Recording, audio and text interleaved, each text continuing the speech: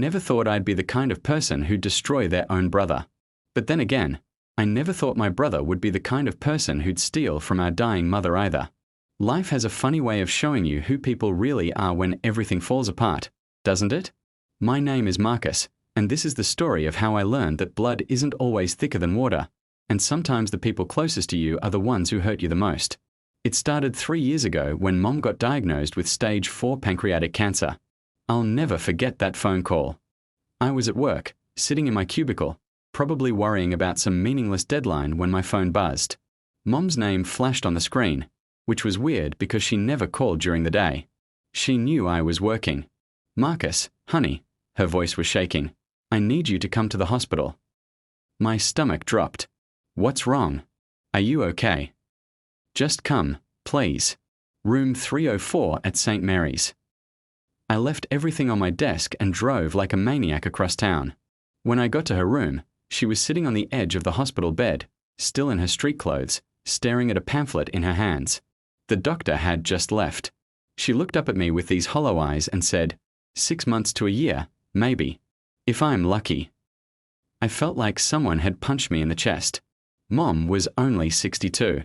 She'd always been healthy, active, vibrant. This couldn't be happening.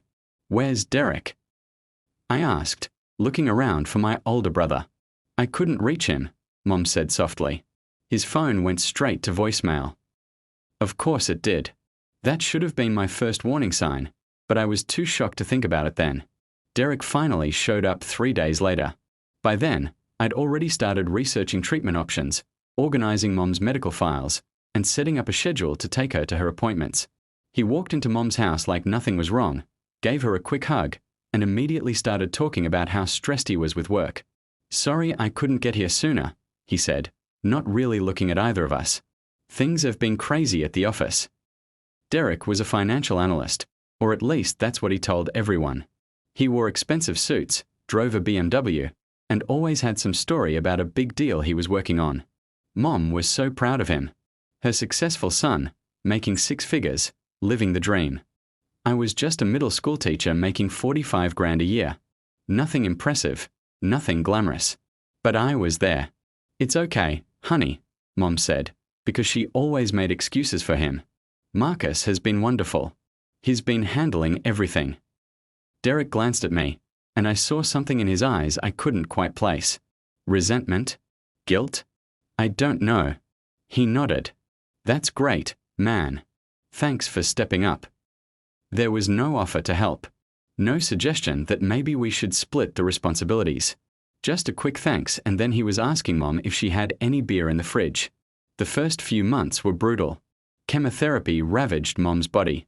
She lost her hair, lost weight, lost her energy. I took a leave of absence from work to be her primary caregiver. My girlfriend Sarah was supportive at first, but after about 6 weeks, she started making comments about how I was never around anymore, how our relationship was suffering. "Your brother has time to help too, you know," she said one night when I cancelled our dinner plans because Mom had been throwing up all day. "He's busy with work," I heard myself say, even though I knew it was bullshit. "And you're not." Sarah shot back. "Marcus, you're burning yourself out. You need to set boundaries." "But how do you set boundaries with your dying mother? How do you tell her, 'Sorry, can't help you to the bathroom today, I have plans'?" Sarah and I broke up 2 months later. She said I'd become someone she didn't recognize, that I'd let my family consume my entire life. Maybe she was right. I don't know. I was too exhausted to fight about it. Derek came around maybe once every 2 weeks. He'd stay for an hour, make Mom laugh with some story about work, and then disappear again. Mom would light up whenever he visited, and I tried not to feel bitter about it. I tried to tell myself that at least he was coming at all, that he was doing what he could. But then the money started disappearing. Mom had been smart with her savings. She'd worked as a nurse for 40 years, lived modestly, invested carefully. She had about $300,000 in various accounts, a fully paid-off house, and good insurance. She'd told Derek and me that she wanted to split everything 50-50 when she passed, but in the meantime, she needed access to her money for medical expenses and living costs. She'd made Derek the power of attorney for her finances. He'd insisted on it, said it made sense because of his background in finance, that he knew how to manage money better than anyone. Mom agreed, and like an idiot, so did I. I first noticed something was wrong when a payment for Mom's medication bounced. The pharmacy called, confused, because Mom had always paid on time. I checked her bank account online. Mom had given me the login info so I could help monitor things, and my blood ran cold. There should have been about $50,000 in her main checking account. There was $800. I called Derek immediately. We need to talk. Now. I'm in a meeting. Can this wait? No, it fucking can't. Half of Mom's money is gone. What the hell is going on? There was a long pause. I'll come by tonight. When Derek showed up at Mom's house that evening, he had this casual confidence that made me want to punch him. Mom was sleeping upstairs, exhausted from another round of chemo. We sat in the kitchen, and I showed him the bank statements I'd printed out. Explain this, I said, sliding the papers across the table. Derek barely glanced at them. I've been moving money around, investing it. The market's been volatile, and I wanted to protect her assets. Protect her assets? Derek, she needs that money for her medical bills. You can't just move it without telling anyone. I'm the power of attorney, Marcus. That's literally my job. Your job is to manage her money, not make it disappear. Where did it go? His jaw tightened. I told you, I invested it. Jesus, do you not trust me? I do this for a living. Then show me the investment accounts. Show me where the money is. I don't have to show you anything. Derek stood up, his chair scraping loudly against the floor. You're not a part of this. Mom trusted me with this responsibility, not you. Because you manipulated her into it. I was standing now too, my voice rising. You've always been her golden child, always gotten whatever you wanted. But this isn't about you, Derek. This is about Mom. She's dying, and she needs that money. Lower your voice, Derek hissed. You'll wake her up. Maybe she should wake up. Maybe she should know what you're doing. Derek's face went pale. Don't you dare, he said quietly. Don't you dare upset her with this. She has enough to worry about. He left before I could say anything else. I spent the next 2 weeks digging. I looked through every document I could find, talked to Mom's bank, tried to trace where the money had gone. Most of it was withdrawn in cash or transferred to accounts I couldn't identify. And then I found the credit card statements. They were hidden in Derek's old room at Mom's house, stuffed in the back of a drawer. Thousands of dollars charged at casinos. Atlantic City. Vegas. Local card rooms. Hotel suites. High-end restaurants. My brother wasn't investing Mom's money. He was gambling it away. I felt sick. Physically, violently sick. I barely made it to the bathroom before I threw up. All those times he'd said he was busy with work. All those conferences and business trips. He'd been gambling. And when his own money ran out, he'd started using Mom's. I confronted him again, this time with evidence. I drove to his apartment, the bank statements and credit card bills in a folder under my arm. His BMW was in the parking lot, which meant he was home. He answered the door in a t-shirt and sweatpants, looking like he'd just woken up even though it was 3 in the afternoon. What do you want, Marcus? I held up the folder. I know everything. The casinos. The gambling. You stole from Mom. His face went through about 5 different emotions in 2 seconds. Shock, anger, fear, defiance, resignation. He stepped aside and let me in. His apartment was a mess. Empty takeout containers, beer bottles, mail piled on every surface. This wasn't the home of a successful financial analyst. This was the home of someone spiraling. How much is left? I asked. Derek sat down on his couch, put his head in his hands. Not much. How much, Derek? Maybe 20,000. In her savings account. 20,000? She had $300,000. You gambled away almost $300,000 of our dying mother's money. I was going to win it back. His voice was muffled, pathetic. I had a system. I just needed a little more time. A system. Derek, gambling doesn't work like that. You don't get to win it back. That's not how any of this works. I know. He looked up at me, and I was shocked to see tears in his eyes. I know, okay. I fucked up. I fucked up so bad. I have a problem, Marcus. I need help. You need help? Mom needs help, Derek. She's dying, and now she can't even afford her medication because you pissed away her life savings on blackjack. I'll fix it, he said desperately. I'll get a loan. I'll figure something out. Just don't tell Mom.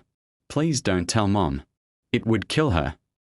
I stared at my brother, this person I'd grown up with, played with, fought with, loved. I didn't recognize him anymore.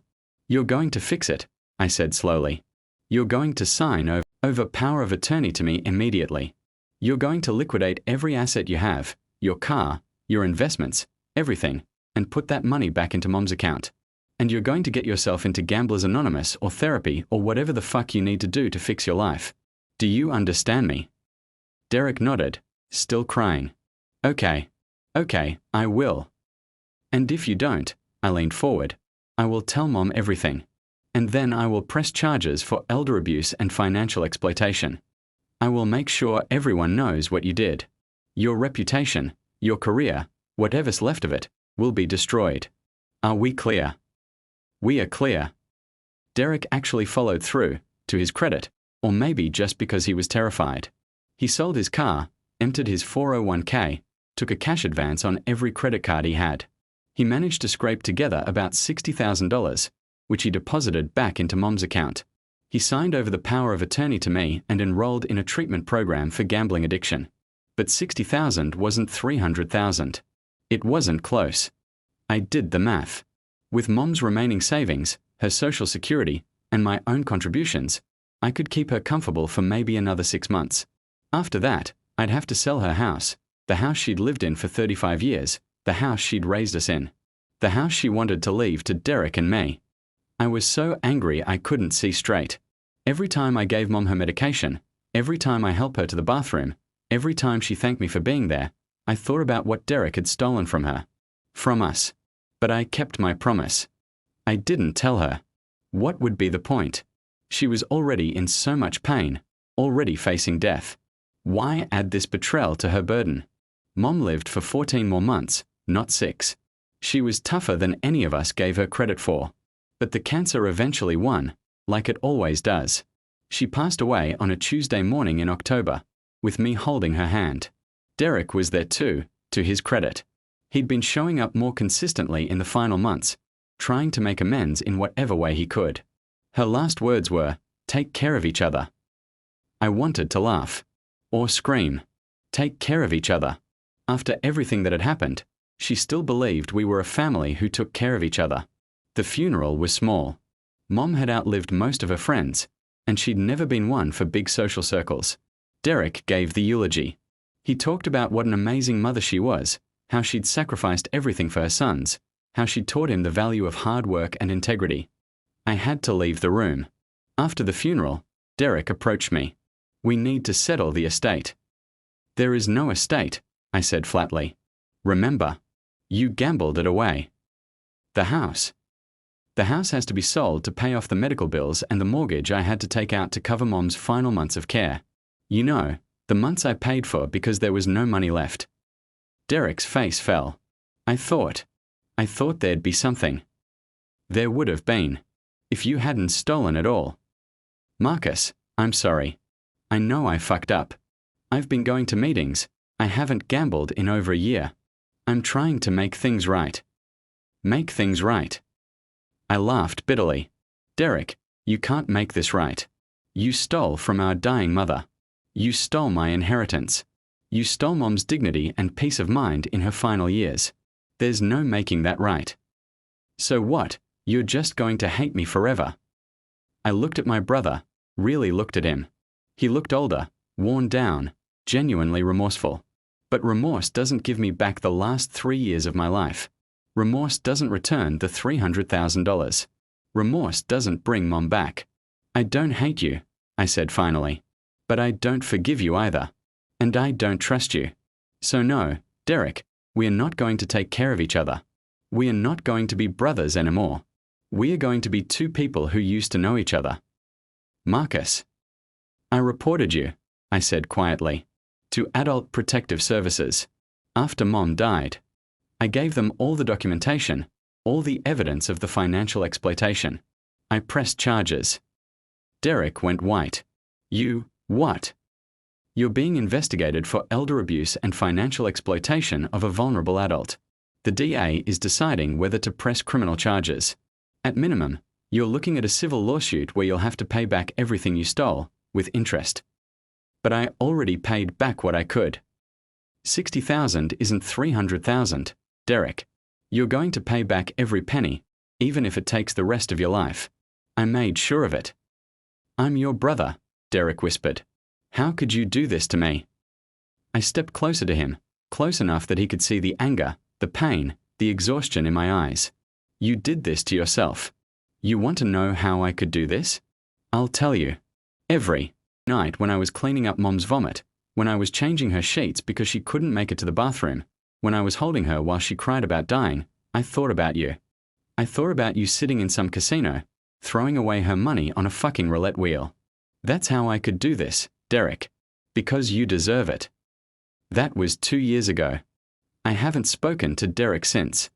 I heard through mutual acquaintances that he's working 2 jobs to pay off the restitution, that he lost his financial analyst job when the investigation became public, that he's living in a studio apartment across town. Good. I wish I could say I felt guilty about it, that destroying my brother's life weighs on me. But it doesn't. Some betrayals are unforgivable. Some wounds never heal. I sold Mom's house and used the money to pay off the debts and medical bills. There was about $15,000 left over, which I donated to a pancreatic cancer research foundation in Mom's name. I went back to teaching. I'm actually at a new school now, high school instead of middle school. The kids are tougher, more jaded, more like me these days. I'm not the person I was before all this happened. I'm harder, more cynical, less trusting. I don't date much. I keep people at arm's length. Maybe that's sad. Maybe I should have gone to therapy or something. But every time I think about trying to move on, trying to forgive, I remember Mom's face during those final months. I remember how hard she worked her entire life to save that money, how carefully she'd planned for her retirement, her final years. I remember how Derek took all of that away from her. And I remember her last words, "Take care of each other." I'm sorry, Mom. I tried. But some people don't deserve to be taken care of. Some people deserve exactly what they get. Derek sent me a letter last month. I didn't open it. I threw it away. I don't need his apologies or his explanations. I don't need closure or reconciliation. What I needed was for my brother to be there when our mother was dying, to do the right thing, to be a decent human being. He couldn't do that. So now he gets to live with the consequences. And I get to live with the fact that I'm the kind of person who destroyed his own brother. The funny thing is, I'm not even sure I'm the villain in this story. Maybe there are no villains and heroes, just people making choices and living with them. But late at night, when I can't sleep, I wonder if Mom would be proud of what I did.